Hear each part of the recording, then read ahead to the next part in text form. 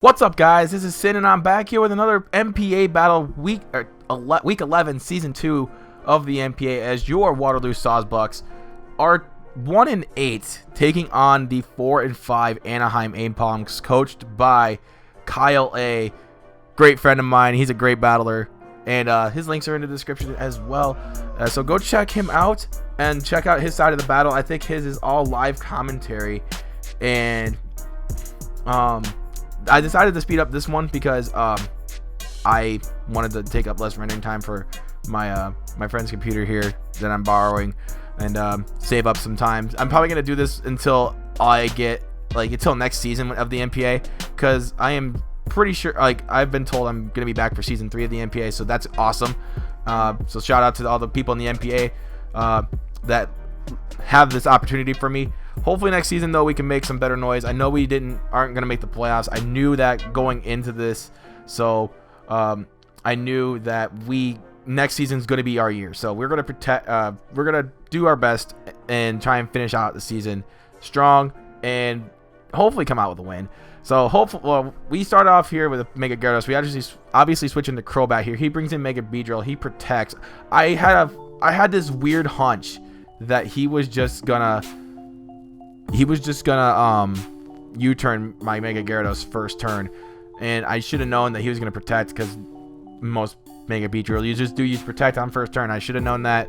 I knew that going in, but I just had a hunch that, you know, something was just gonna happen. But here comes Excadrill versus Magneton. I bluffed the Magnet Pull here. It was actually analytic, and it also had Air Balloon, and I also had Magnet Rise on it. So this was obviously a good opportunity for me to bluff. I do Magnet Rise right here. He gets up Stealth Rocks, which is going to probably come back to bite me later on in the game if I'm not careful. But obviously I'm not too worried about it right now. I'm obviously stuck with, he's going to try and go to Iron Head, try and flinch. He doesn't get it right there. It does such a little damage that I'm not overly concerned. So hopefully right here we could try and not, you know, get that 30% flinch in any of these situations. One turn we might be able to be okay with it, but I'm 2 or more. I mean, we're not going to be all right. So we got to be careful here in this situation. We do bluff the Magnet Pull, so he does get a crit right there on the critical hit. So 1 flinch already. So now he gets another one, and that really kind of changes the game a little bit. It kind of flips the script, because now he's gotten 4 turns off with Magnet Pull, and mine wore off. So now he's still at good health after 4 turns of Magnet Pull or Magnet Rise, and without Magnet Pull. So I had to retreat here because he was going to Earthquake. I knew he was going to Earthquake and try and get my Magnezone to just die, which I bluffed into. I switch into Gyarados. Good call there. I have to Mega Evolve here. I'm going to Mega Evolve here, and I am going to try and set up some D-Dances. No matter what happens, I would live a hit from Excadrill. Even if he switches here, I could still set up and try and get that Mega Gyarados sweep going, because that was my whole game. That wasn't pretty much it was like 90% of my game plan, just to sweep with Mega Gyarados. If I could just get 2 D-Dances up, we'll be all right, you know. So anyway, if we could get these 2 D-Dances up, we'll be all right. I set up 1 right there. If I could set up another, I had a hunch too that I could just take this thing out with a crit and a flinch possibility with Waterfall, and Mold Breaker does come into effect. I don't know how much it works on Unburden, because I know this thing would be Unburden, because it does make it very powerful to deal with, very troublesome to deal with in competitive when it is Unburden Slurpuff. So that's the thing right there that I wasn't aware of at the time.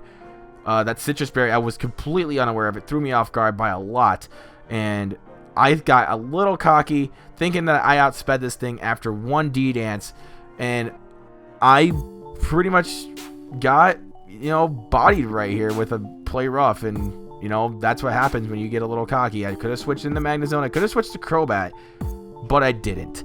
So that's my fault right there. Obviously something that you really don't want to see happen, but it does happen, and it's competitive battle. And this is one of the reasons why next year we're learning this year to try and get our feet wet in league format and try and be better for next year.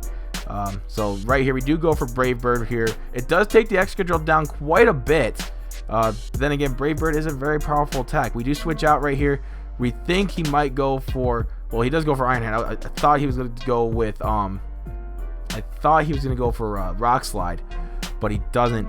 And he hasn't shown, he's only shown like 3 moves already. I think he's shown Iron Head, Stealth Rocks, and Earthquake.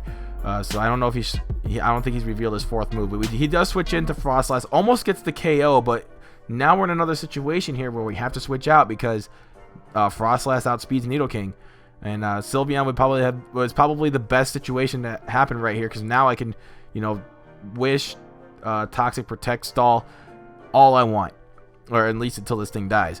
But we're gonna try and heal. We're gonna Wish here, and he might go for another Ice Beam, try and take this thing out real quick, but obviously it's not going to work after I reveal that I do have Wish and Toxic and Protect all in one. He does go for the Destiny Bond here actually, and he thought I was going to take him out right here, which obviously I played it smart.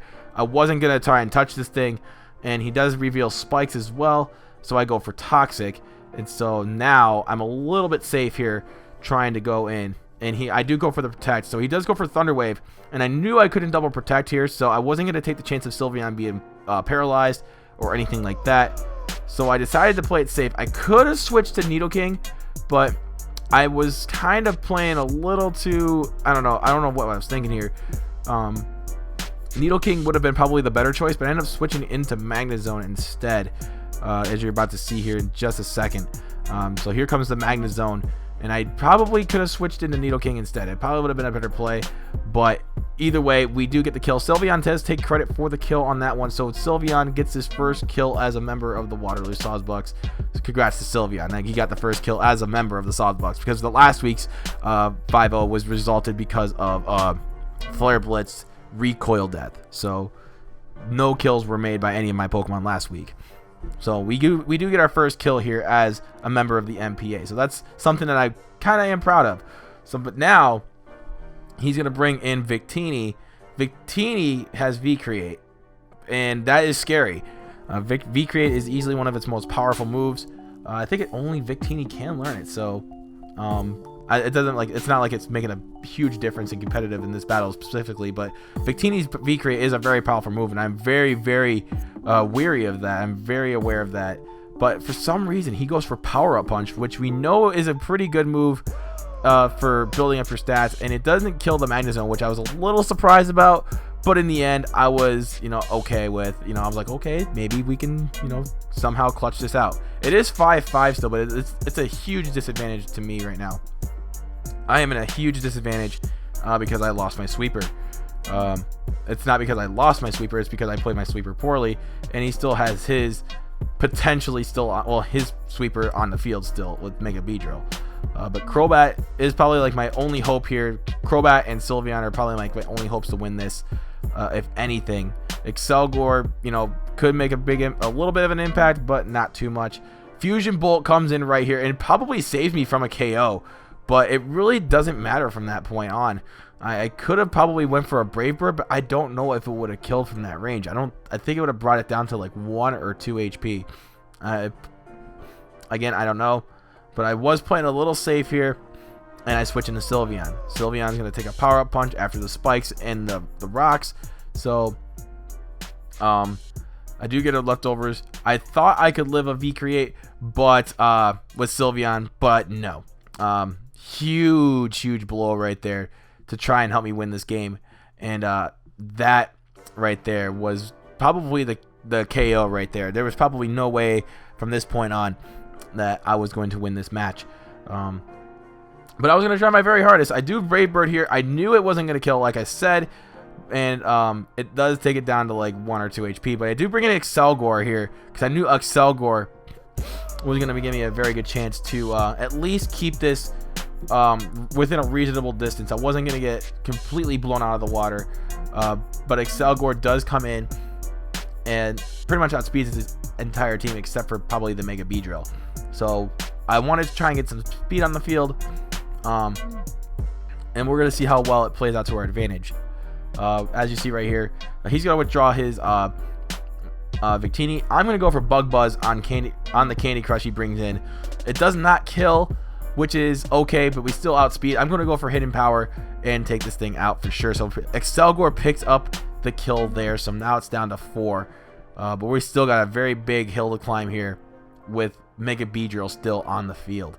So he does bring in the Mega Beedrill here, and Mega Beedrill does outspeed with Poison Jab. Critical hit, as a matter of fact. I don't even think it mattered, but it does pick up the kill, and Nidoking does not outspeed a Mega Beedrill, sadly, so Knockoff is going to take care of that. And finally, we do have Magnezone here. It's not going to take anything here. 2 HP, it literally could take anything at this point. It wouldn't take anything at this point. It's pretty much over.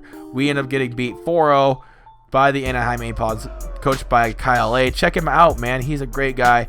Definitely had a fun time battling him, and definitely learned a lot from this battle as well. So, hey, check him out. Support the boys and the NPA as well. Until then, you guys know who I am. I am OldSchoolSin, and I will be back next week with another NPA battle. Until then, I'm Sin. Peace.